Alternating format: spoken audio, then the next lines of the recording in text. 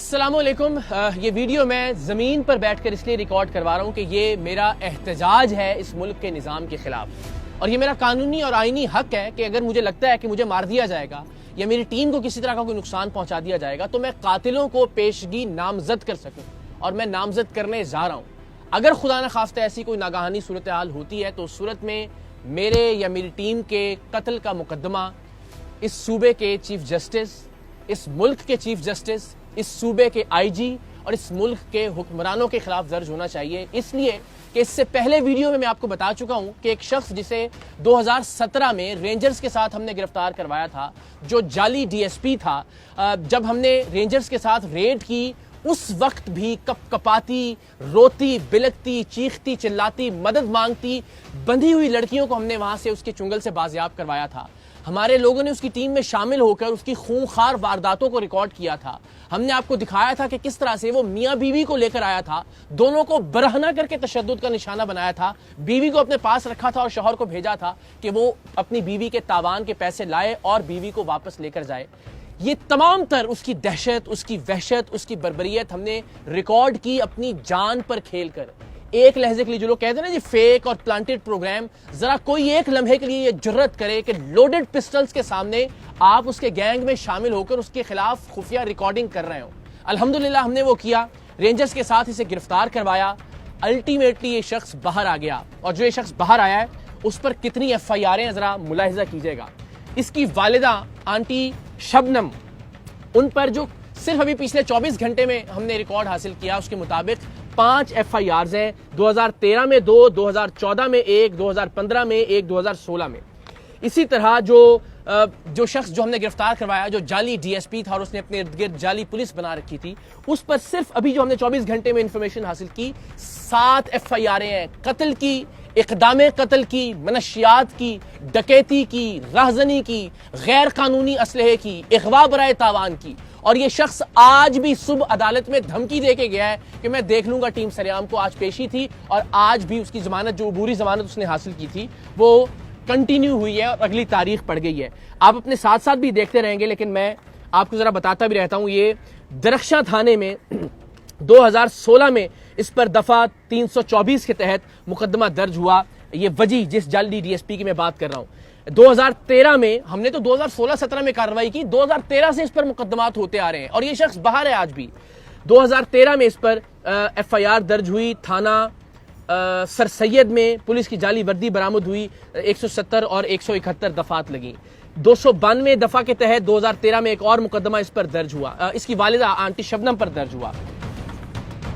फिर वजी पर 2016 में 10/5/2016 को एक और मुकदमा दर्ज हुआ, 170, 171 और दफा 34 के तहत थाना सर सैयद में। फिर 2/1/2016 को एक और मुकदमा इस पर दर्ज हुआ, 292, 294, 34, 371 A का। फिर वजी पर 2016 में 10/5/2016 को एक और मुकदमा दर्ज हुआ सिंध आर्म्स एक्ट के तहत, जिसमें एक पिस्टल 9mm बरामद हुई, 3 अदद लोडेड मैगजीन बरामद हुए इससे। फिर वजी साहब पर 2014 में एक और मुकदमा दर्ज हुआ जिसमें 1140 ग्राम चर्स बरामद हुई, और मेरी इल्म के मुताबिक 1000 ग्राम से ज्यादा पर सजाए मौत होती है। लेकिन ये साहब आज भी बाहर हैं और धमकियां दे रहे हैं। अगेन, धमकियों से डरने वाले नहीं, हर दूसरा आदमी इसी कैलिबर का हमने अल्हम्दुलिल्लाह बेनकाब किया है, और ये सारे के सारे हमारी जान के दर पे हैं। लेकिन चूंकि इसने कोशिश की अगवा करने की हमारी टीम के एक मेंबर को, उसकी CCTV फुटेज भी आप देख सकते हैं, हमने पिछली वीडियो में बताया भी, तो इसलिए जरा हम बेनकाब करना चाह रहे हैं इस मुल्क के सिस्टम को भी कि ये इतनी FIRों के बावजूद ये आदमी इस वक्त खुला फिर रहा है और धमकियां दे रहा है। 6/9/2014 को वजी साहब पर एक और FIR हुई, 394 और 34 तेपे के तहत। इस शख्स पर जाली डीएसपी वजी पर 2/1/2014 को एक और मुकदमा दर्ज हुआ सिंध आर्म्स एक्ट के तहत, जिसमें रिवॉल्वर 32 बोर 2 राउंड जिंदा यानी और बगैर लाइसेंस के ये बरामद हुए। से सारी आप अपने साथ अपनी स्क्रीन पर देख सकते हैं। 28/5/2015 को वजी पर एक और मुकदमा दर्ज हुआ, 342, 324, 355, 170, 171, 392, 34, 504, 337 ये दफात लगी इसके अंदर। फिर जनाब इसकी वालिदा पर, आंटी शबनम पर, जो कि बुनियादी तौर पर एक फहाशी का अड्डा चलाने का और मनशियात का अड्डा चलाने का काम करती हैं, 2014 में, ये नई FIR नहीं है, 2013 से ऑनवर्ड्स की FIR आपको दिखा रहे हैं, 1595 ग्राम चर्स बरामद हुई 2014 में। ये FIR आप स्क्रीन पर देख सकते हैं। फिर जनाब एक और मुकदमा दर्ज हुआ और उसकी तारीख है 15/3/2020। ये थाना सर सैयद सेंट्रल में दर्ज हुआ और इसमें 371, 372 तेपे, 34 तेपे ये सारी दफात लगी। ये वो हैं जो अभी हम हासिल कर सके रिकॉर्ड। इस कदर खतरनाक मुजरिम, कत्ल, इक़दाम कत्ल, मनशियात, गैर कानूनी असलहा, अगवा बराए तावान, जिसे रेंजर्स के साथ हमने गिरफ्तार करवाया, जो इस वक्त बाहर निकलकर हमारे एक मेंबर को गिरफ्तार कर अगवा करके तशद्दुद की गरज से उसने उसको बताया कि मैं तुम्हें हब चौकी पर ले जाकर टुकड़े करके मारूंगा और बाकी मेंबरों को भी टीम सरेआम के। और वो अल्लाह की मेहरबानी से सीसीटीवी फुटेज में आप देख सकते हैं कि जो उसे गोलियां जबरदस्ती पिस्तौल के जोर पर खिलाई थी, उनका असर जायल हुआ और बेचारा वो भागने में कामयाब हो गया। तो उस अगवा का जो पर्चा हुआ उसकी गिरफ्तारी से पहले जमानत हो गई और आज उसकी जमानत में मजीद तौसी हो गई है। इस कैलिबर का शख्स इस मुल्क के अदालती निज़ाम के हाथों आज़ाद फिर रहा है। हमें तो अल्हम्दुलिल्लाह, मैंने अर्ज़ किया कि आप ये तो एक बहुत ही छोटे लेवल का मुजरिम होगा, इससे बड़े बड़े मुजरिमों को बेनकाब किया है। हम तो जब घर से निकलते हैं तो अपने बच्चों का माथा चूम के इस नीयत से निकलते हैं कि वापस पता नहीं आ सकेंगे या नहीं आएंगे, किस गोली पर हमारा नाम लिखा होगा। टीम सरेआम के जितने भी मेंबर हैं अल्हम्दुलिल्लाह जान लिटरली हथेली पर रखकर बेनकाब करते हैं मुजरिमों को और हर वक्त मौत का सामना करने के लिए तैयार रहते हैं।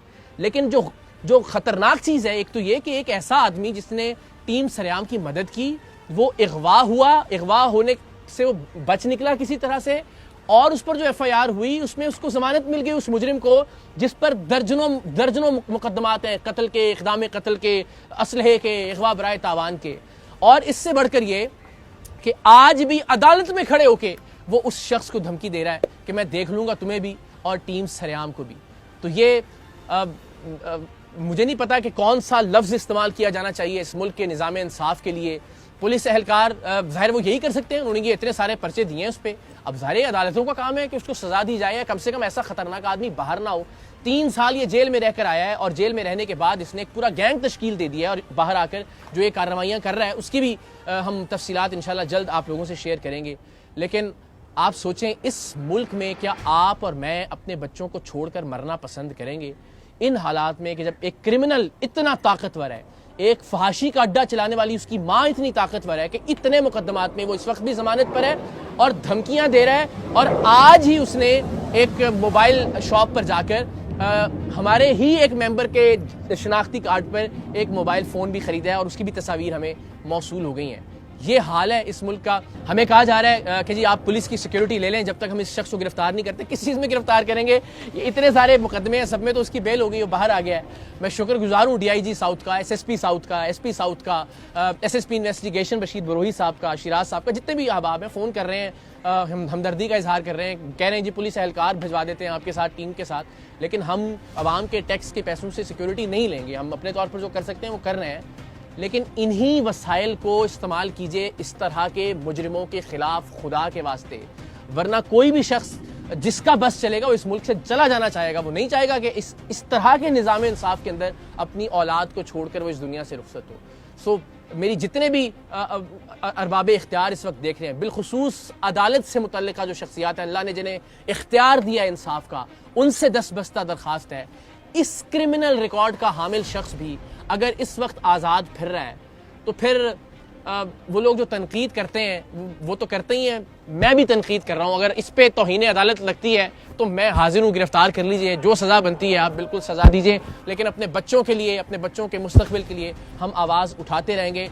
मकसद कोई हमदर्दी वसूल करना नहीं है, कोई सिक्योरिटी लेना नहीं है और ना इंशाअल्लाह अज़ीज़ हम लेंगे।